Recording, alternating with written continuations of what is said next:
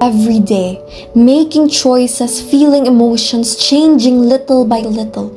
Yet somehow, you rarely stop to ask the most important question: who are you becoming? For centuries, philosophers have searched for answers, questioning the mind, memory, identity, and the self. In this video, we explore who these philosophers were, what they believed about the self, and how their ideas still shape the way we understand ourselves today. Socrates was an ancient Greek philosopher, and he was one of the most influential figures in Western philosophy. He did not write his books, and his ideas are known through his students. Socrates emphasized self-knowledge and self-examination as essential to living a morally and meaningful life. He believed that the self is the soul, that virtue is knowledge, and that through the Socratic method, people can determine wisdom. People can improve themselves, and that people can achieve wisdom. Let me end this with one of his most famous quotes: "The unexamined life is not worth living." Well, did you know who John Locke is? Well, John Locke, he is a physician, a philosopher, and he is a political figure. He emphasizes the significance of epistemology, and then he also emphasizes the role of experience as well as the innate structure of forming the identity. And then John Locke's theory on personal identity defines self as through experience and then that continuous consciousness. So let me end this by saying, wherever law ends, tyranny begins. Thank you. Hi, do you know Maurice Ponte? So Maurice Ponte is a French philosopher known for his works in phenomenology. He believed that self is embodied, meaning we understand ourselves and the world through our body and lived experiences. So one of his famous quotes is that the body is our general medium for how we live. Do you know Gilbert Ryle? So Gilbert Ryle was a famous British philosopher and a professor at Oxford University. So he mainly focused on the philosophy of mind, logic, and language. So Gilbert Ryle believed that the self is not hidden in the inner spirit, but is shown in how the person acts, thinks, and behaves in real life. So let's end this with this famous quote that the mind is not a thing, but a way of doing things. Then what about Plato? So Plato was a famous Greek philosopher, a student of Socrates, and a teacher of Aristotle. His major contributions to self-philosophy was that he believed that philosophy has three main parts. It has reason, appetite, and spirit. Plato believed that understanding the mind and controlling our desires can lead to a meaningful life. And with a famous quote that he left that says, "An examined life is not worth living." Can I introduce to you who is Immanuel Kant? So, Immanuel Kant was born in Königsberg, the Kingdom of Prussia.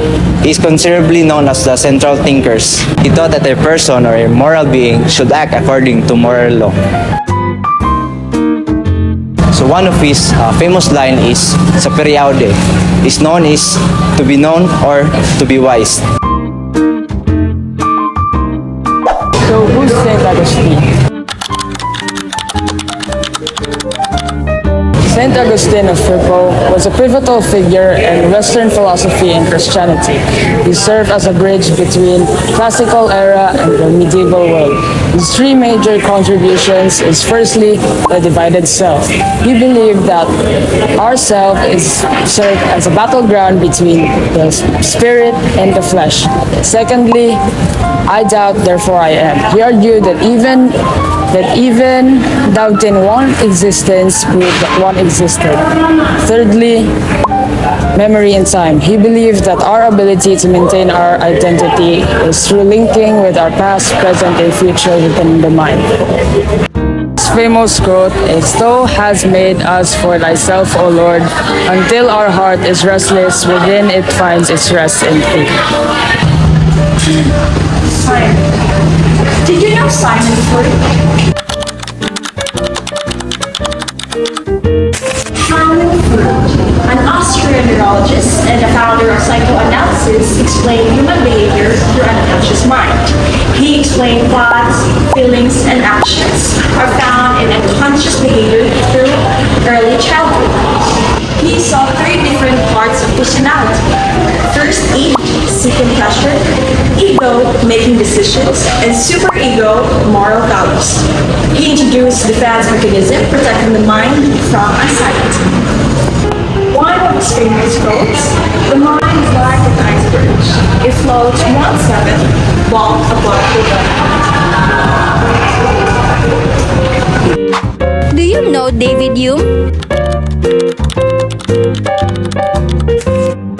David Hume was an 18th century Scottish philosopher who believed that knowledge comes from experience and observation. He challenged traditional ideas that knowledge and self. Fun fact, David Hume said he never caught himself at 16 without a thought or feeling fun every time he looked inside his mind. He only found perception, never a permanent self. According to Hume, the self is not a fixed soul. Instead, it is made up of our thoughts, feelings, and experiences, which constantly change over time. This idea is known as the bundle theory of the self. One of his famous quotes is, "The self is nothing but a bundle of perception." Hi guys, do you know who Paul Churchill is?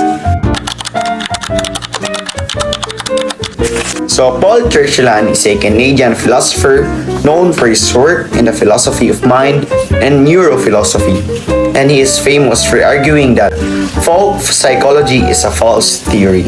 That is his famous quote. And his major contribution to the philosophy of the self is the idea of eliminative materialism, which claims that the self and mental states are products of brain activity and that future advances in neuroscience may replace our traditional understanding of the mind. So that's all. Thank you.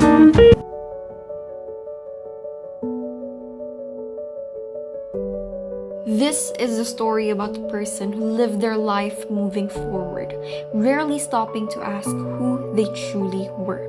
Days passed, choices were made, and mistakes were learned from, but one moment of reflection changed everything.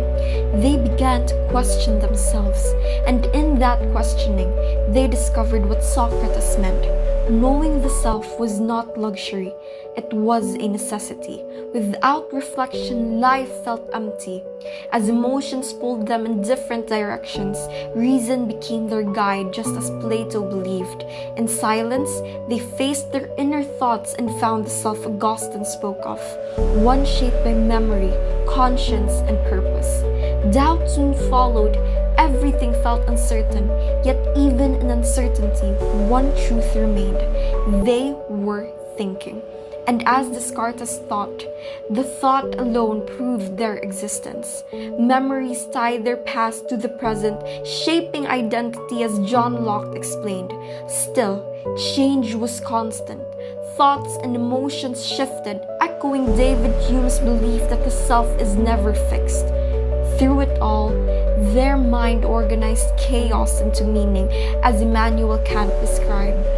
And beneath awareness, unseen emotions quietly influenced them, revealing Sigmund Freud's hidden self. In the end, they understood this. The self is not found, it is formed through reflection, struggle, and growth.